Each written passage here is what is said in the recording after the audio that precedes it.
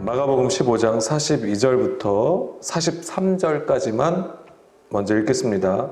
이날은 준비일 곧 안식일 전날이므로 저물었을 때에 아리마대 사람 요셉이 와서 당돌이 빌라도에게 들어가 예수의 시체를 달라 하니 이 사람은 존경받는 공회원이요 하나님의 나라를 기다리는 자라.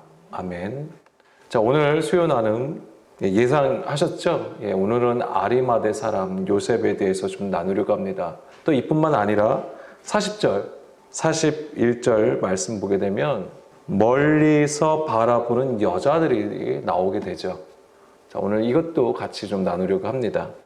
그래서 이 여자들 중에 누가 있죠? 막달라 마리아가 있고요. 작은 야고보의 요새의 어머니 마리아, 그리고 살로메, 이렇게 여기서 소개가 되고 있는데요. 다른 복음서 요한복음에서도 좀 다르게 표현됐지만 사실 다 이 인물들을 가리키는 겁니다. 다른 인물들이 아니에요. 그리고 41절에서는 예수님께서 예루살렘에 올라오실 때에 따라서 함께 올라온 여자들이, 많은 여자들이 있었다라고 적고 있습니다. 자, 이것까지 한번 좀 나누려고 합니다. 먼저 마가복음 15장 42절, 47절을 먼저 보게 되면 여기에 아리마대 사람 요셉이 나오죠. 빌라도에게 예수의 시체를 달라고 당돌하게 말한 사람입니다. 그럼 이가 누구냐라고 했을 때 이 사람은 존경받는 사내들인 공회원으로 평상시에는 하나님 나라를 기다린다고 적고 있습니다. 우리는 여기서 그의 성품이 어떠한지를 사실 알 수 있어요. 생각해 보세요. 지금까지 우리가 성경을 읽었을 때에 예수님을 대적한 자들이 누구죠? 예루살렘에서? 바리새인들, 서기관들이에요. 특히 이 사내들인 공회원들이란 말이에요. 종교 지도자들. 어떻게 하면 예수님을 책잡고 어떻게 하면 예수님을 죽일까? 이런 생각을 했던 자들로 사실은 표현이 됐습니다. 그렇지만 그들의 전부가 그런 건 아니었어요. 요한복음 3장에 누가 나오죠? 니고데모도 사내들인 공회원이었어요. 그도 예수님을 찾아오죠. 그래서 무슨 얘기를 하냐? 거듭남에 대해서 얘기하는 거잖아요. 예수님이 물과 성령으로 거듭날 때 하나님 나라에 들어갈 수 있다, 볼 수 있다. 이것을 얘기해 주신 거잖아요. 거듭남에 대해서 말씀해 주셨던 거예요. 아리마대가 바로 예수님을 찾아왔던 것은 그가 평상시에 무엇을 바라보고 무엇을 구하였는지를 알 수 있는 거예요. 다른 사내들인 공회원과 달랐음을 보여주는 것이고, 또 오늘 이 예수님의 죽음과 관련해서 아리마대 사람 요셉의 이야기도 마찬가지인 것이죠. 사실은 두려웠을 거예요. 엄청나게 용기를 가지고 빌라도에게 가서 예수의 시체를 달라고 요구했던 겁니다. 그리고 그가 그 예수님의 시체를 가지고 무엇을 했습니까? 새 무덤에 예수님의 시체를 갖다 놓는 그 일을 한 것이고, 이것은 온전히 하나님의 말씀을 성취하는 일이 되었던 것이죠. 자, 누가복음 23장 50절에서 51절 말씀 보게 되면 공회의원으로 선하고 의로운 요셉이라 하는 사람이 있으니, 자, 여기서 선하고 의롭다라고 되어 있습니다. 51절에서는 그들의 결의와 행사에 찬성하지 아니한 자라라고 되어 있어요. 자, 일반적으로 사내들인 공회원들이 어떻게 하는 거예요? 예수님을 죽이려고 했던 거잖아요. 그것에 대해서 찬성하지 아니하였다라고 얘기를 하고 있습니다. 그는 유대인의 동네 아리마대 사람이에요. 아리마대는 당연히 동네 이름이겠죠. 아리마대 사람이요 하나님의 나라를 기다리는 자라라고 했습니다. 그럼 여기서 우리가 또 알 수 있는 것은 일반적으로 하나님 나라를 구함이 사람의 계명을 따라서 구한 자들과 조금 구별된다는 것도 우리가 이해할 수 있는 부분입니다. 사실 하나님 나라를 기다리는 자가 누굴까요? 성경에서는 하나님 나라를 구하는 자가 곧 예수의 제자라는 것을 성경은 말해주고 있는 거예요. 다만 실제적으로 예수님의 제자들은 예수님께서 그들을 택하시고 부르셨잖아요. 그리고 제자로 세워주셨지만 그들은 여전히 뭐에 속하 있죠? 사람의 가르침을 받아서 자기들이 원하는 메시아, 자기들이 원하는 하나님 나라를 구했던 거예요. 자, 그런 부분들을 우리가 좀 알아야 되는 것입니다. 그런 배경을 가지고 지금 이 아리마대 사람 요셉이 지금 소개되고 있다는 것이죠. 제가 왜 이렇게 얘기를 하냐면 이 아리마대 사람 요셉이 지금 예수님이 죽은 이후에 등장한다는 것을 우리가 좀 기억을 해야 됩니다. 그래서 하나님 나라를 기다리는 것은 곧 예수의 제자라는 것을 말합니다. 요한복음 19장 38절 말씀. 여기서도 아리마대 사람 요셉에 대해서 얘기하고 있는데 곧바로 뭐라고 되어 있죠? 아리마대 사람 요셉은 예수의 제자다라고 되어 있잖아요. 사내들인 공회원이에요. 그런데 예수의 제자라고 요한복음은 적고 있다고 하는 거죠. 그런데 예수의 제자이지만 유대인이 두려워 그것을 숨겼다고 되어 있어요. 예수님의 제자이지만 여전히 육신의 구조 가운데 그가 속한 그런 어떤 눈치도 봐야겠죠. 이제 그런 부분이 있었던 것이지만 누가복음에서는 뭐죠? 일반적으로 그들 예수님을 잡으려고 했던 그것에 찬성하지 아니하였다라고 얘기하는 것입니다. 유대인이 두려워 그것을 예수의 제자인 것을 숨기더니 이 일 후가 뭐죠? 십자가 사건을 얘기하는 겁니다. 그 일 이후에는 빌라도에게 예수의 시체를 가져가기를 구하며 빌라도가 허락하였다고 되어 있습니다. 그러면은 이 아리마대 사람 요셉은 언제 자기가 예수의 제자라는 것을 드러내죠? 예수님이 죽으신 이후에 십자가 사건을 통해서 예수의 제자임을 드러내게 되어 있는 거예요. 그 전까지는 숨겼다고 하는 부분입니다. 이 포인트가 되게 중요한 거예요.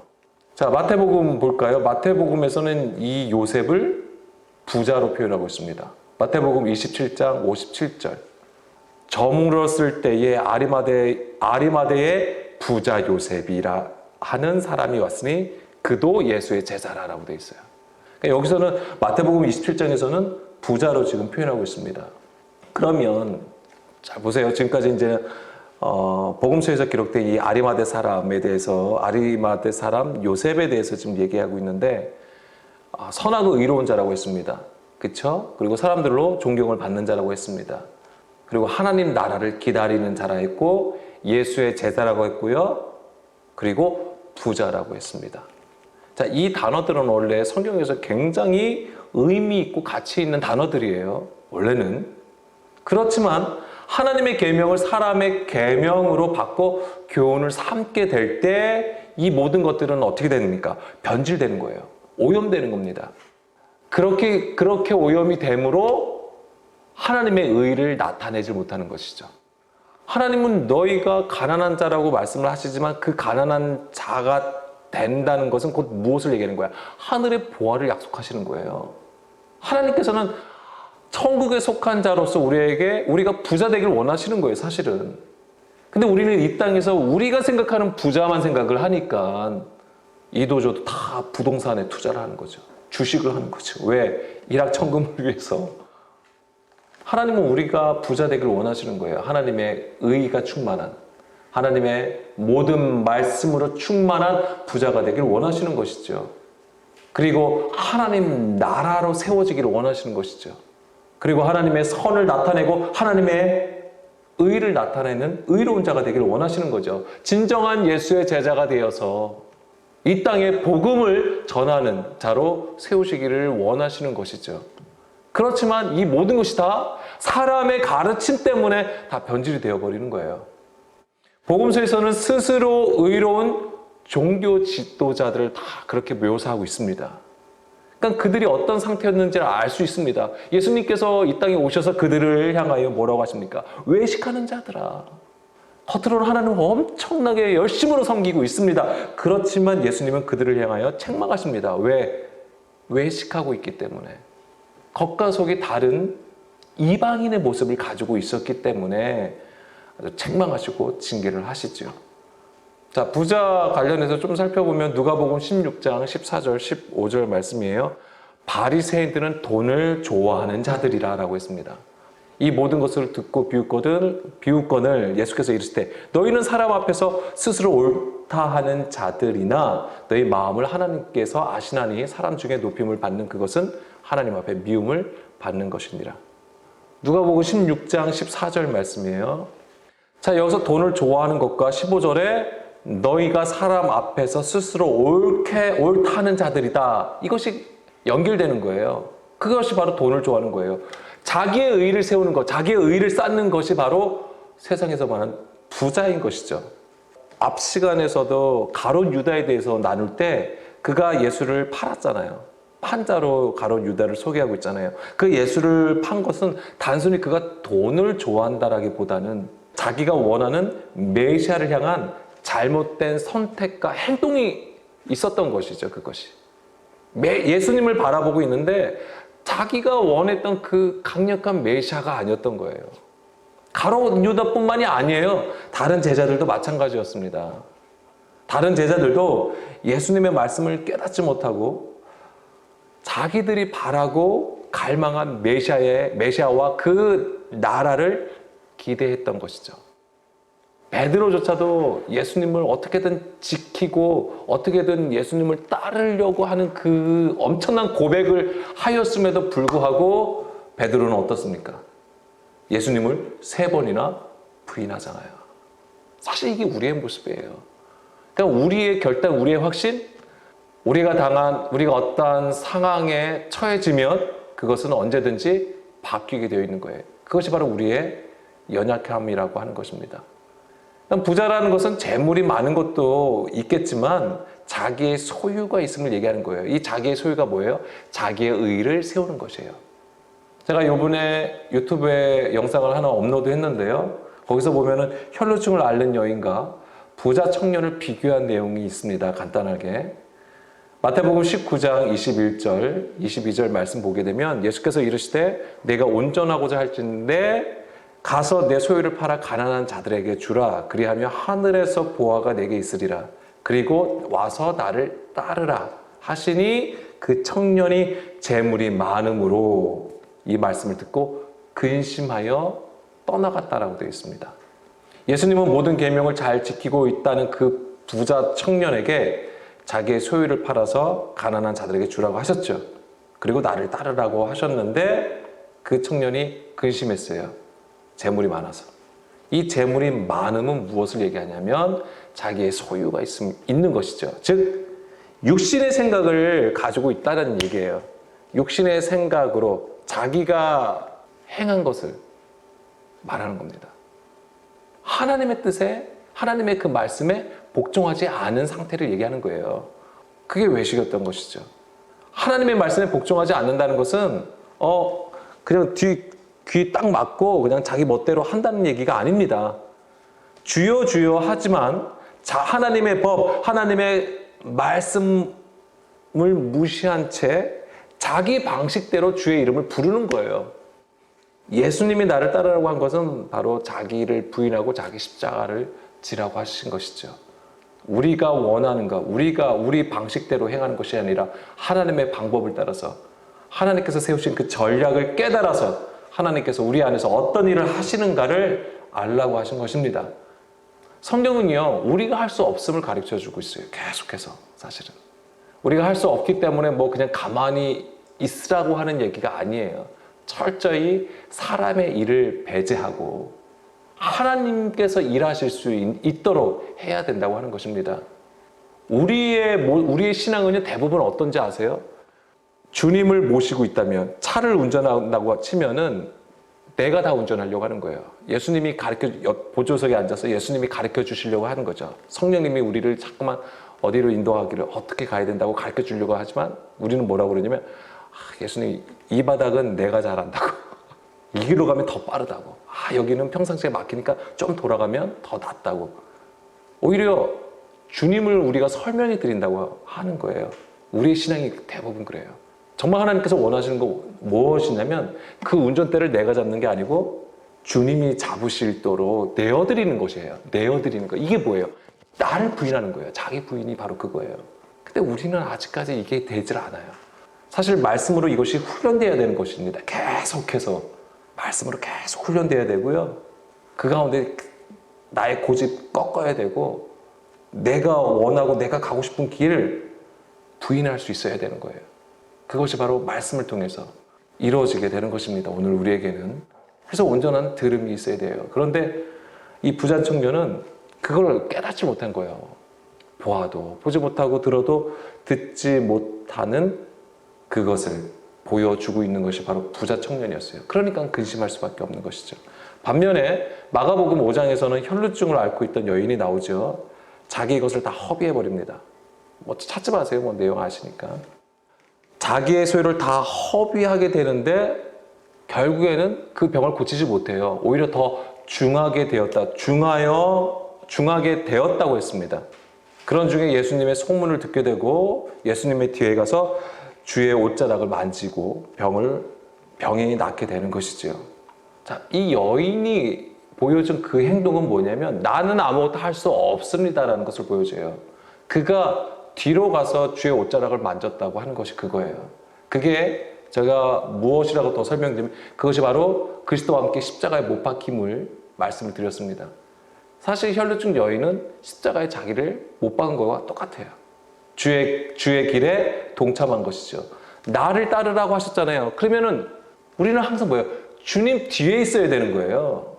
그 여인은, 혈루증을 앓고 있던 여인은 바로 그 하나님께서 바라시고 원하셨던 그 모습으로 예수님 앞에 선 게 그것이 예수님 앞에 쓴 거예요. 뒤에서 옷자락을 잡은 것이. 그게 바로 십자가밖에 없어요. 그거는. 철저히 자기라는 구조가 깨지고 부서진 것입니다. 그런 자는 하나님의 뜻이 무엇인지를 알게 되고요. 주의 마음과 연합하게 되는 것이죠. 그래서 이 혈루증을 앓는 여인과 부자 청년은 똑같이 자기의 것을 부인할 수 있는 기회를 얻었습니다. 그렇지만 한 명은 여전히 육신의 생각을 가지고 있었기 때문에 근심하였고 한 명은 철저하게 자기의 모든 것이 다 소비가 된 거죠. 깨진 거죠. 부서진 거죠. 그런 모습을 보여주고 있어요. 자, 우리에게 하나님을 향한 올바른 지식을 구하는 그 갈급함이 없으면, 혈루증 여인과 같은 그런 일이 없으면 우리는 우리의 예배, 우리의 기도, 우리의 사역이 하나님 앞에 합당하다고 계속해서 속게 되어 있어요. 착각하게 되어 있는 겁니다. 육신에 속하게 되어 있는 거예요. 계속해서. 주여 주여 하여도. 자, 로마서 10장 2절 말씀입니다. 내가 증언하노니 그들이 하나님께 열심히 있으나 올바른 지식을 따른 것이 아니니라. 하나님의 의를 모르고 자기의 의를 세우려고 힘써 하나님의 의에 복종하지 아니하였다라고 했습니다. 올바른 지식을 따르지 아니하였기 때문에 자기의 의를 세운다고 바울은 얘기합니다. 들음이 없는 거예요. 그러니까 온전히 듣는 것이 없는 것이죠. 하나님의 말씀을 가지고 있어도 이것을 사람의 계명으로 받고 오히려 하나님의 계명을 폐하여 버리는 것입니다. 결국에는 자기의 소유로 육의 일을 하는 거예요. 육신의 일을 하게 되는 겁니다. 그것이 바로 성경에서 말하는 외식이고요. 부자인 거예요. 그렇지만 이 자기의 의를 세우고 구하였던 그 구조가 예수님의 십자가를 통해서 하나님의 의를 구하는 것으로 이제 돌이키게 됩니다. 자, 오늘 그것을 보여주는 그게 포인트가 되는 거예요. 그 포인트, 터닝 포인트가 되는 거예요. 그래서 그것이 있을 때에 비로소 우리 안에 진정한 회개가 일어나는 거예요. 우리의 회개는 우리가 어떤 잘못을 고백하는 것으로 되어지는 게 아닙니다. 우리의 회개는. 회개가 무엇입니까? 자기의 길에서 돌이키는 거예요.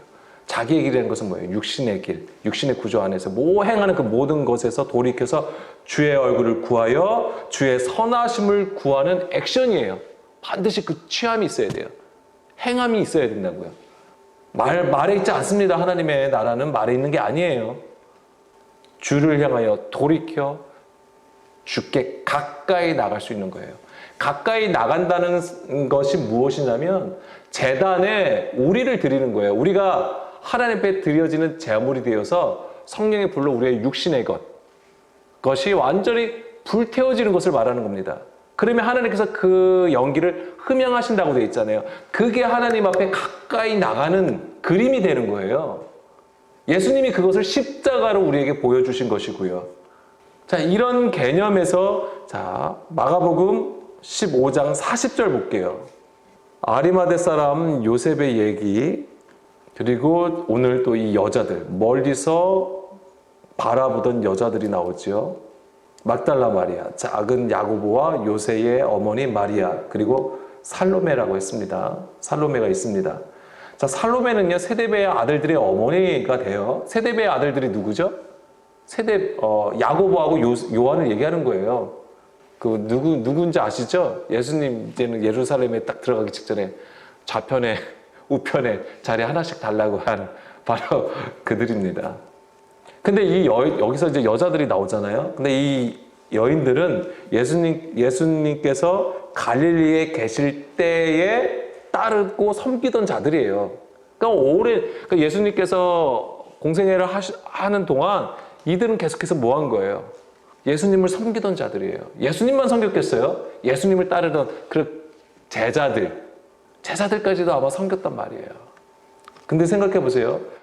그 앞에까지는 이들이 절대 드러나질 않아요. 드러나지 않고요. 여기서 드러나는 거예요. 예수님의 십자가 사건 이후에 이제 이들이 드러나게 되어 있는 거예요. 이런 포인트가 굉장히 중요한 거죠. 그리고 이들뿐만 아니라 예수님이 함께 예루살렘에서 올라올 때 많은 여자들이 또한 따른다고 했죠. 사실 이들이 다 누굴 얘기할 거예요? 바로 예수님의 제자들이에요. 사도들만 예수님의 제자들이 아닙니다. 예수님께서 죽기 전까지는 예수님의 제자들이 사실 많이 등장하는 거예요. 그렇지만 예수님이 잡히신 후에는 다들 도망가잖아요. 베드로는 3번이나 예수님을 부인하는 일까지 있었고요. 그렇지만 예수님의 죽으신 후 제자들은 나타나지가 않고요. 오히려 여자들이 나타나게 되어 있어요. 드러나고 있다는 거죠. 마가복음 특히 그것을 더 강조해서 우리에게 알려주고 있습니다. 자, 예수님의 십자가를 죽으신 이후 우리에게 보여준 큰 기적이 무엇이었죠? 제가 말씀드렸던 것이 뭐였냐면 바로 백부장의 고백이라고 하는 것이죠. 그 백부장의 고백 무엇입니까? 예수를 보고 십자가에 죽으신 예수님을 보고 뭐라고 합니까? 하나님의 아들이로다. 하나님의 아들이구나.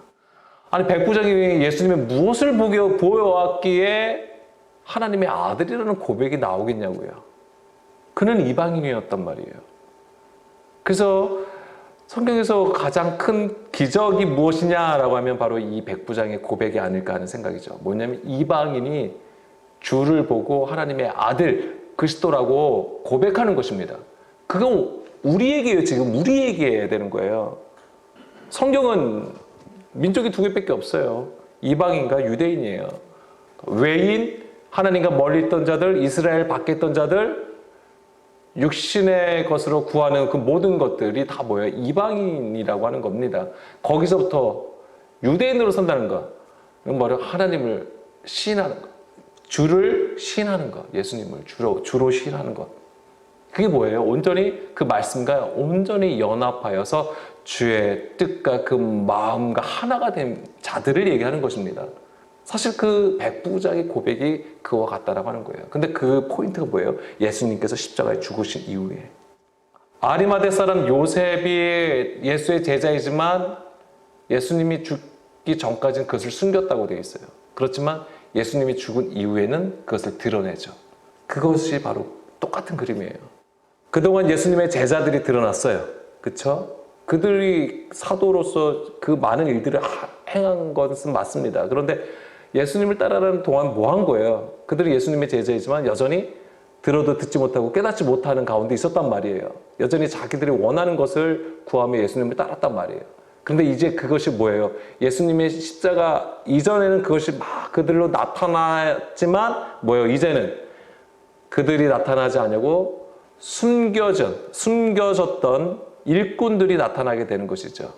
여자들이었습니다. 자, 여자들은요, 이스라엘 사회에서는 어떠한 존재였습니까? 약자예요. 사회적인 약자. 절대 드러나지 아니한 것. 그러한 약자를 드러내심으로써 하나님은 예수님의 그 십자가의 증인으로 세우셨다고 하는 거예요. 그게 너무나 중요한 거예요. 자, 여자를 세웠다라는 개념보다는 뭐예요? 성경에서 우리에게 가르쳐주는 하나님의 가르침은 뭐예요? 우리를 심령이 가난한 자, 그 연약한 자로 두시려고 하는 거예요. 이끌어 가신다고 하는 거예요. 그 혈루증을 앓던 여인이 부자였지만, 그죠? 그가 의사에게 고침을 받으려고 했지만 괴로움만 오히려 더 컸다고 했잖아요. 그 얘기 뭐냐면 그 여인은 이미 부자였던 거예요. 그 당시에 여자로서 또한 혈루증을 앓고 있으면 혈루증을 앓고 있었다는 것은 뭐예요? 부정한 자란 말이에요. 쉽게 사람들하고 같이 있을 수가 없는 거예요. 그럼에도 불구하고 의사에게 진찰을 받았다고 하는 거잖아요. 그가 엄청난 부자였다는 것을 알 수 있는 거예요. 그렇지만 다 소비해버렸다고 하는 것이죠. 허비해버렸다. 자기의 소유가 철저히 없는 그런 연약한 자, 가난한 자로 세워졌음을 얘기하는 것이죠. 하나님은 그렇게 이끌어 가신다고 하는 거예요. 그리고 그들로 하여금 하나님의 능력과 하나님의 지혜를 나타내시는 것이죠. 이게 하나님의 방법인 거예요. 우리가 이방인으로서 세상의 지식과 지혜를 따라 세상의 것을 추구하는 것들이 예수님의 십자가로 완전히 깨지고 부서지는 것. 그것을 지금 보여주고 있는 것입니다. 그러한 연약한 자들을 통해서 하나님은 하나님의 뜻을 세워주시게 되는 거죠. 고린도전서 1장 18절에서 21절 말씀입니다. 십자가의 도가 멸망하는 자들에게는 미련한 것이요 구원을 받는 우리에게는 하나님의 능력이라. 기록된 바 내가 지혜 있는 자들의 지혜를 멸하고 총명한 자들의 총명을 폐하리라 하였으니 지혜 있는 자가 다 어디 있느냐? 선비가 어디 있느냐? 이 세대의 변론자가 어디 있느냐? 하나님께서 이 세상의 지혜를 미련하게 하신 것이 아니냐? 하나님의 지혜에 있어서는 이 세상이 자기 지혜로 하나님을 알지 못하므로 하나님께서 전도에 미련한 것으로 믿는 자들을 구원하시기를 기뻐하셨도다. 이 세상에서 지혜로운 자, 지식 있는 자, 누구를 가리켰냐면 바로 바리새인 서기관들이에요. 종교 지도자들. 그들은 십자가를 미련하게 보았던 것이죠. 그렇지만 십자가를 보고 구원을 받는 자들이 누굽니까? 바로 이 여자들이에요. 아리마대 사람 요셉이었던 거예요. 백부장이었던 거예요. 그들이 바로 예수의 십자가를 가진 자들, 바로 증인으로서 세워진 것이죠. 이 십자가를 통해서 부자에서 심령이 가난한 자로 스스로 의롭게 여긴 구조에서 자기를 철저히 낮추어 하나님의 의를 구하는 자로 세우시는 것입니다. 우리가 지금은 연약한 모습일 수 있습니다. 그렇지만 하나님께서는 그런 자를 멸실치 아니하시고 하나님의 의를 부어주시는 거예요. 진리의 영을 통하여 그 모든 것을 깨닫게 하심으로써 주님은 오늘도 그런 자를 통하여 복음을 전하시는 겁니다. 우리 모두가 그러한 한 사람이 되었으면 좋겠습니다.